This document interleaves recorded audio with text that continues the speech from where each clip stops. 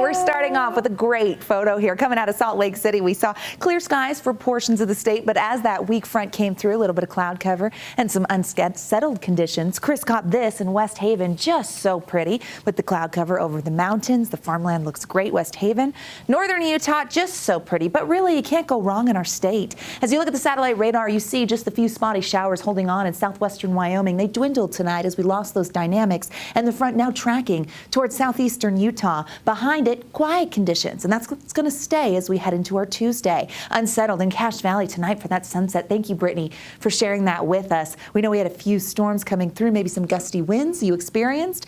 A lot of these storms favor the higher terrain. Temperatures right now in the 50s out there. We've got 40s and 50s on the eastern side of the state, mid-60s in St. George, and still dropping. We're pretty close to average, and as we get through the overnight, mostly clear skies will stick around. 50s by the time we close the newscast, but mid to upper 40s along the Wasatch Front for the overnight with partly cloudy conditions. And we'll start off tomorrow with just a few clouds, hitting 50 by 9 a.m. and we're off to the races and warming up. It will be a seasonal Tuesday, so this front came through, but we were so above average the last several days that it knocked us down to where we should be this time of year. Taking a look at the big picture, I always want to show you what's happening, not just in Utah, so you understand where these storms are coming from. Now, the core of the moisture was to the south of us, which is why we didn't get much in the way of moisture for today. That's going to travel through the desert southwest and lift out of the area. When it does, it opens the door for a storm system to drop in for the middle of the week from the Pacific Northwest. This is going to be a system that brings a front that's going to knock down our daytime highs,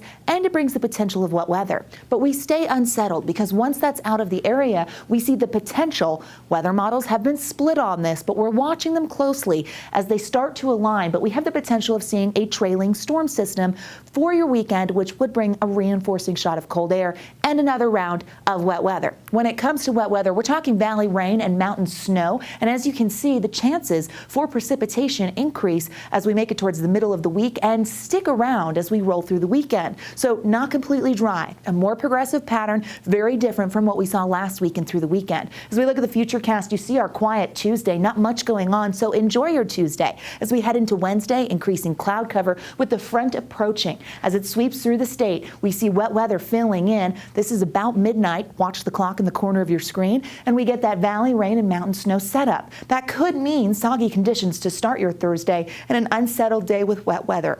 We'll stay unsettled heading into Friday with a slight chance of some isolated showers, and then we keep our eye on that weekend system.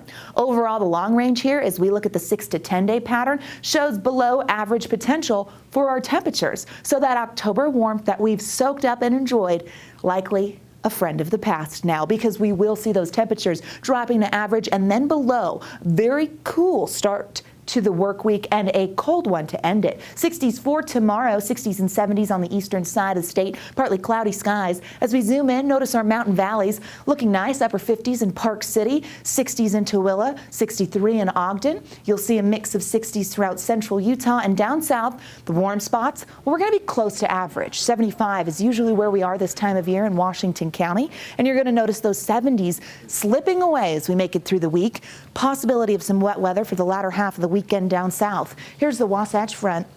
Are you ready for change? Because that's what we're serving up. 60s, and then Wednesday we get the warm before the storm with some 70s, and eventually we drop into the 50s. That midweek storm brings the chance of wet weather, colder air, and then check out the weekend. If we get that reinforcing shot of cold air with a weekend system, we're talking daytime highs in the 40s. Well, gosh, don't blink. You missed the season change. It's that fast. Oh my goodness. We knew it was coming, and here it is. It is. We're ready for it. We've had a beautiful stretch here. We really can't complain, and so even the start to this work week, really nice. Okay.